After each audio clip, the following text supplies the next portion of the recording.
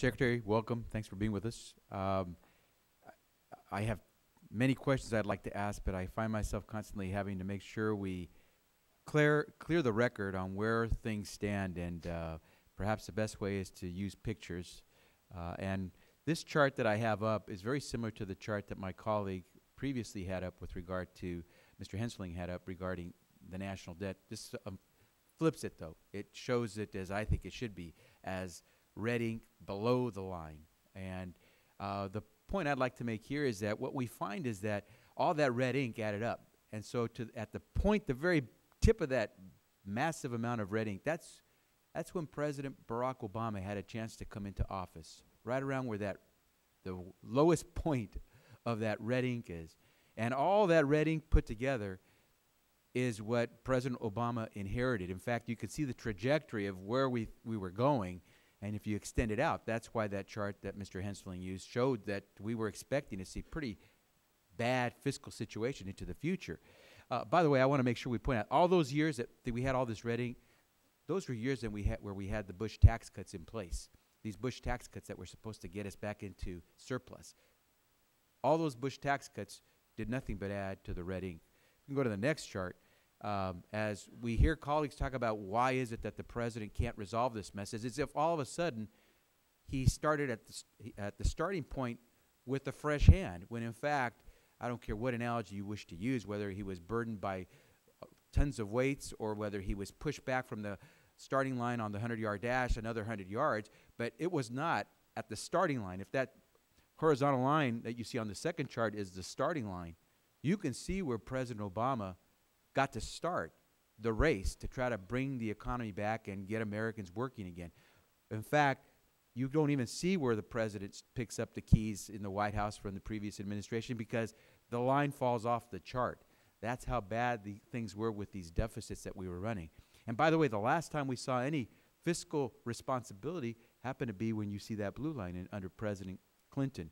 But all along the path of President Bush's term, you can see, we can all see what was going on. And so that's what makes it very difficult. That's why that previous chart by Mr. Hensling showed so much red ink. Because when you don't take care of things at the beginning, it gets even worse. And it's like jumping out of a plane and not knowing how to pull open the parachute. That's what happened. We had reckless fiscal policy.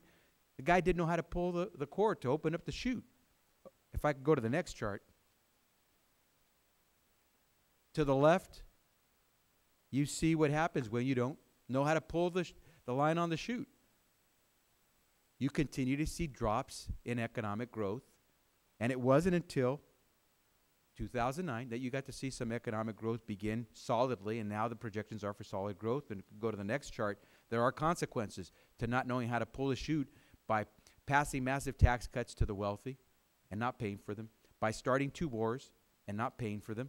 And guess what? Everything to the left in red was the previous administration.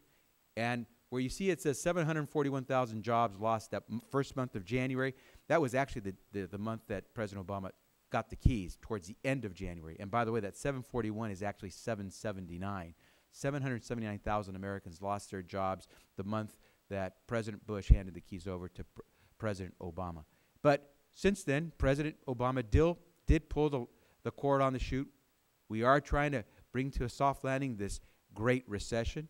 And now, for the first time, we're beginning to see some opportunities. And if we go to the final chart that I have, what are the consequences for Americans as we talk about all these things without giving people a clear picture?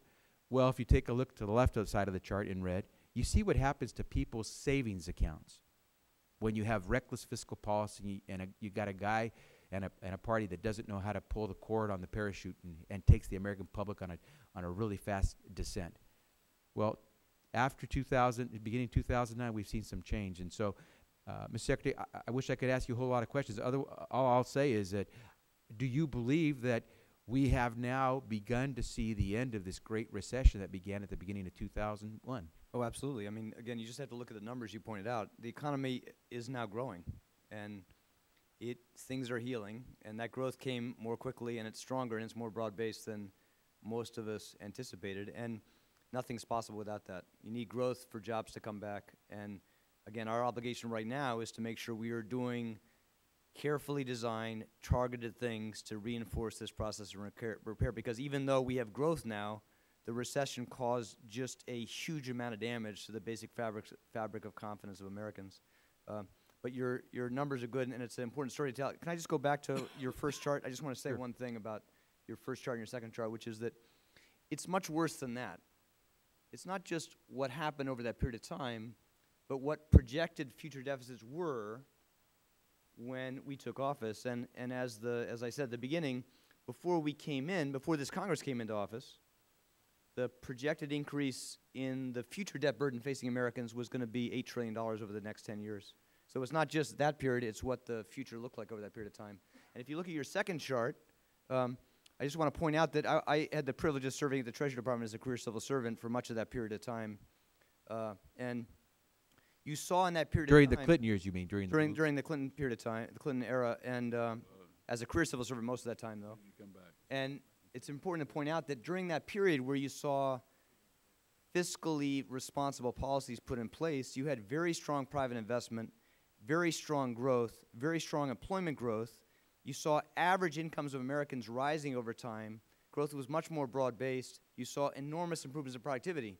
So it just shows what you can do if you do what all families do, which is to make choices, make hard choices, and make sure that you are being responsible. And I think it's very important to take some encouragement from what you're hearing on both sides of the aisle now, because you had a long time when people said that deficits don't matter. People are not saying that anymore. People now say deficits matter, and I said at the end, tax cuts aren't free. We got to pay for the stuff that we commit to do, and we're doing that. But as the chairman said at the beginning, the thing we have to do now, because of how damaging the recession was, to make sure we're reinforcing growth and that we give people some confidence that we're going to be able to work together to bring down those long-term deficits. Thank you, Mr. Secretary.